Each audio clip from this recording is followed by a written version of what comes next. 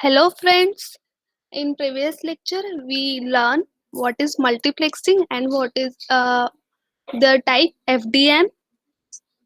In this lecture we discuss what is wave division multiplexer and time division multiplexer. So let's start. So what is wave division multiplexer? Wave division multiplexer is an analog multiplexing technique. Working is same as FDM. ये WDM it is a short form of that wave division multiplexer. So WDM is analog multiplexing technique and it their working is same as जैसे हमने FDM में देखे थे तो वैसे ही WDM का होता है but in WDM different signals are optical or light signals that are transmitted through optical fiber. So in frequency division multiplexing हमने जैसे देखे थे in previous video lecture वहाँ पे इलेक्ट्रॉनिकल सिग्नल्स वी यूज मतलब जो इनपुट सिग्नल होते हैं वो इलेक्ट्रॉनिकल सिग्नल्स होते हैं but in WDM our input signals is in the form of lights.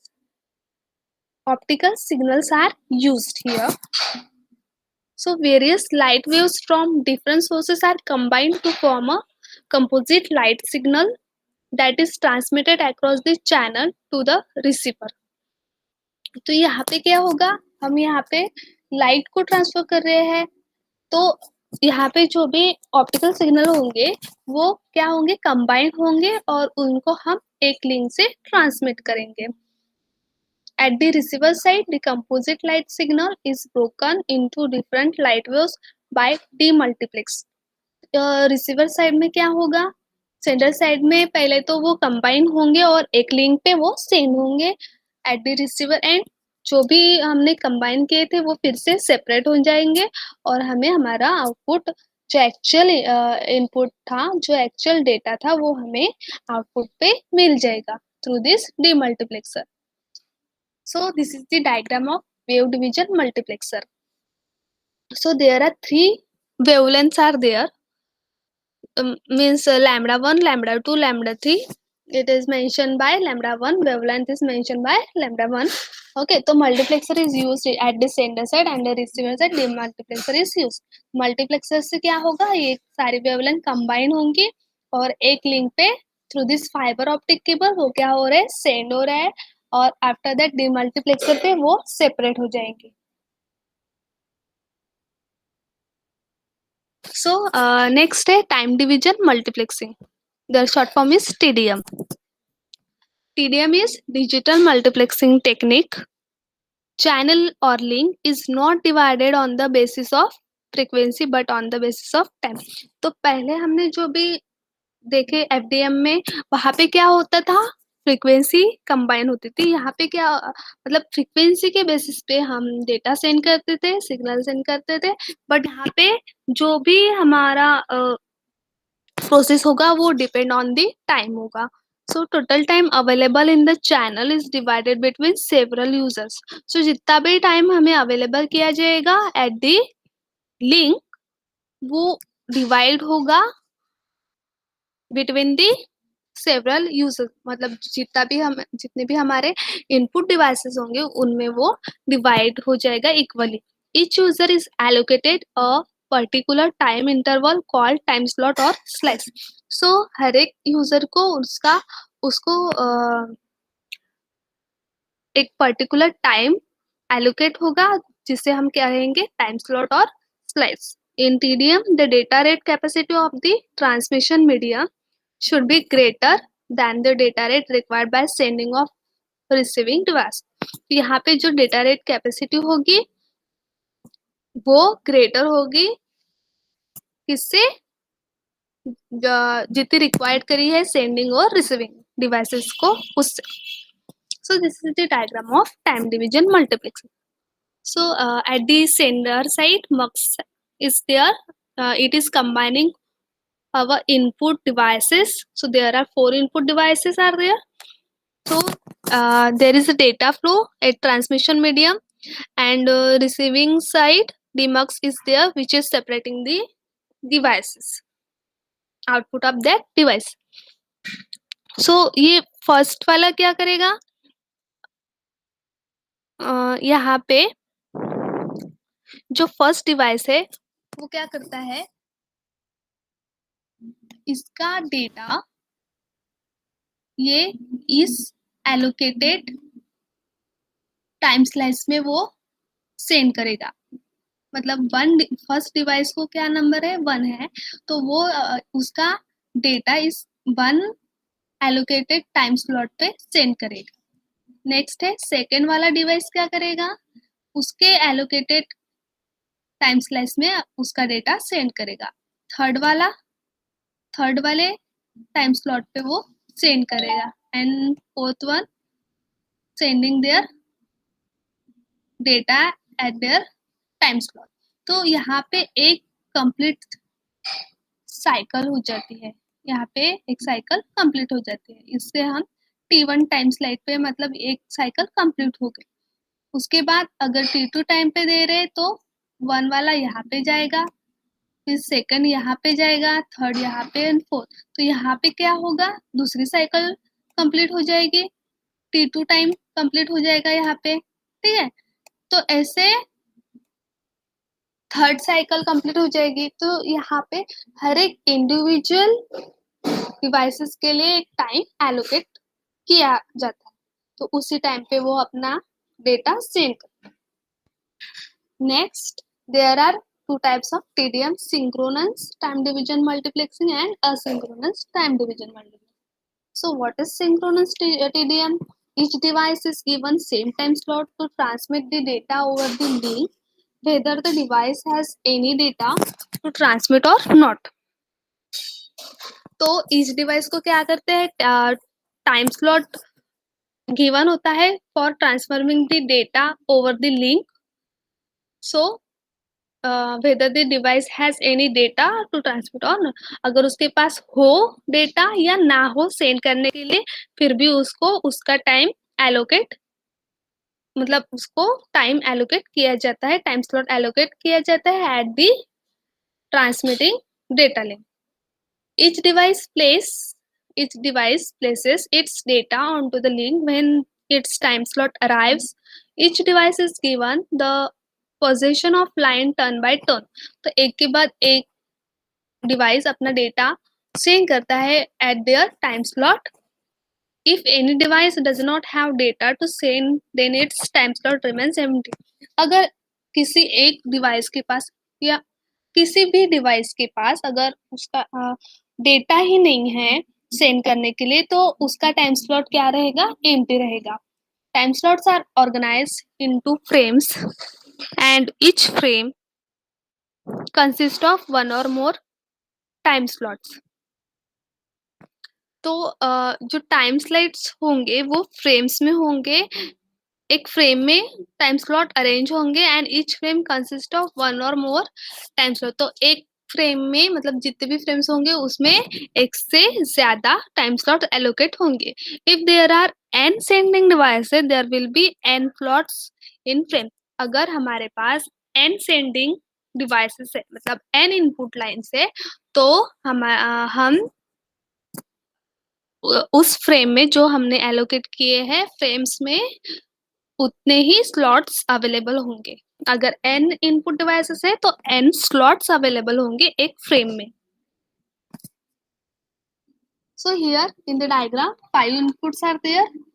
In multiplexing mux at the standard as mux क्या कर रहा है, फ्रेम्स में डेटा जा रहा है। तो यहाँ पे कलर शो कर रहा है कि फर्स्ट डिवाइस के लिए यहाँ पे एक फ्रेम में डेटा टाइम स्लॉट अवेलेबल किया है। तो अगर हमारे पास 5 इनपुट डिवाइसेस है तो उनके लिए एक फ्रेम में 5 टाइम स्लॉट्स अवेलेबल किए हैं।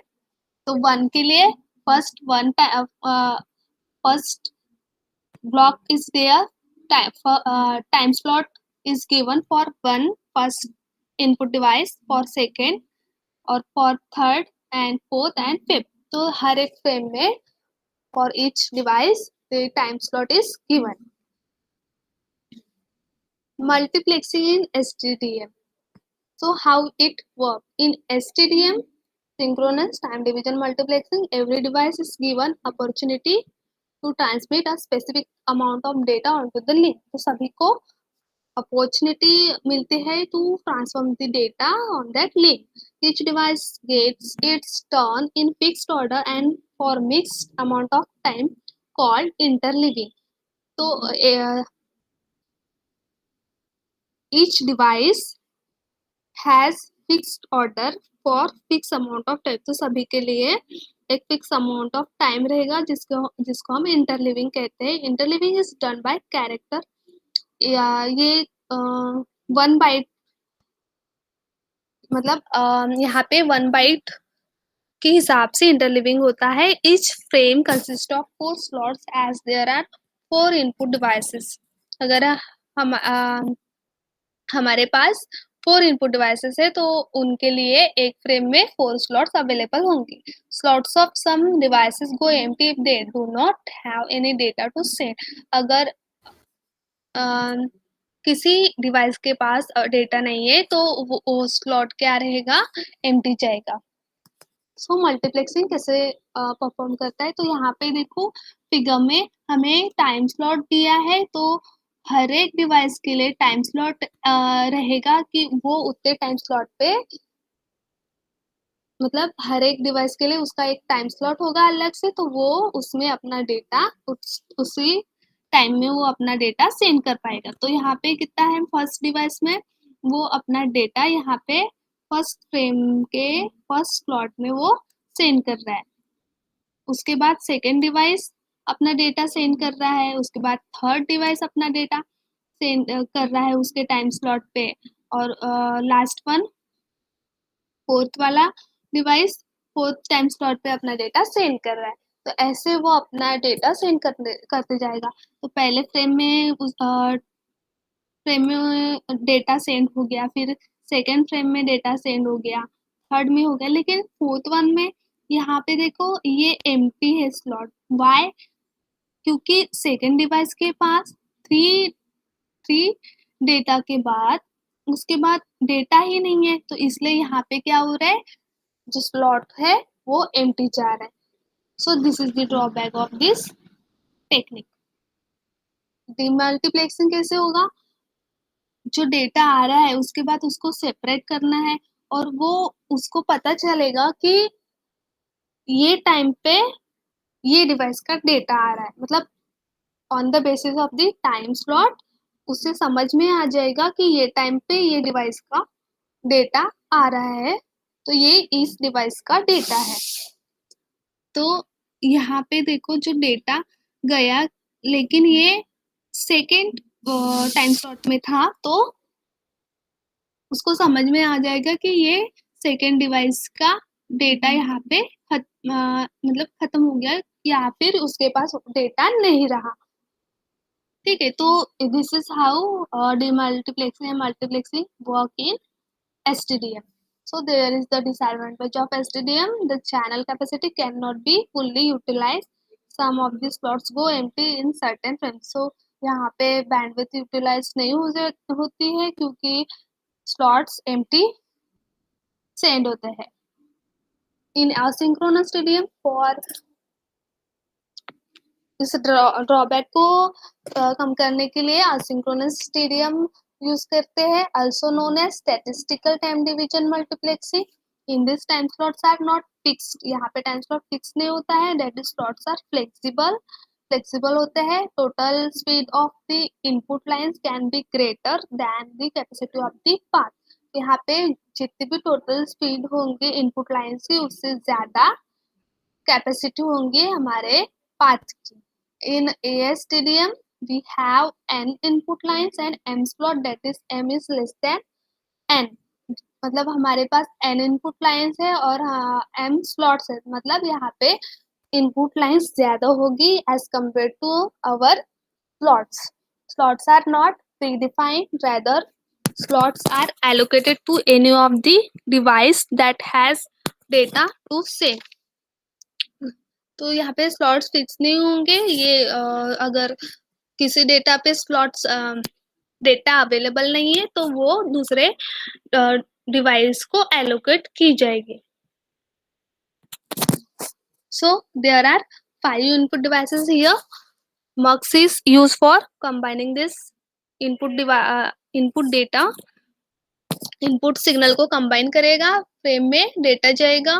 तो यहाँ पे देखो हमारे पास 5 इनपुट है, लेकिन वी हैव 3 स्लॉट्स, मतलब इनपुट डेटा ज्यादा है और स्लॉट्स कम है।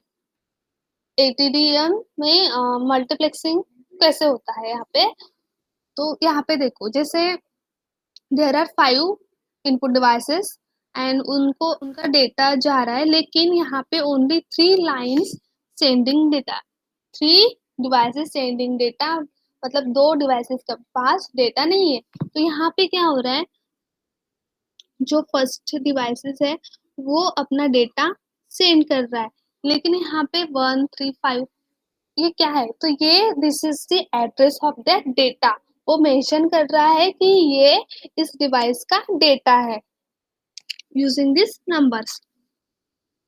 यहाँ पे देखो फिर सेकेंड डिवाइस के पास डेटा ही नहीं है, तो वो उसने अपना डेटा, मतलब डेटा नहीं है तो वो सेंड नहीं कर रहा है, लेकिन यहाँ पे क्या हो रहा है, स्लॉट्स एम्प्टी नहीं जा रहे, उसके बदले अगर थर्ड डिवाइस के पास डेटा है तो वो थर्ड डिवाइस अपना डेटा सेंड कर रहा है, मतलब यहाँ पे स्लॉट्स एम्प्टी नहीं जाते, यहाँ पे फुल्ली बैंडविड्थ फुल्ली यूटिलाइज होती है। यहाँ इन सेकंड फिगर में there are 4 lines sending data, तो 4 लाइन्स में जो सेकंड डिवाइस के पास डेटा नहीं है तो उसके बाद उसका स्लॉट हम थर्ड डिवाइस को एलोकेट करते हैं। तो this is the process of ATDM, it's done here.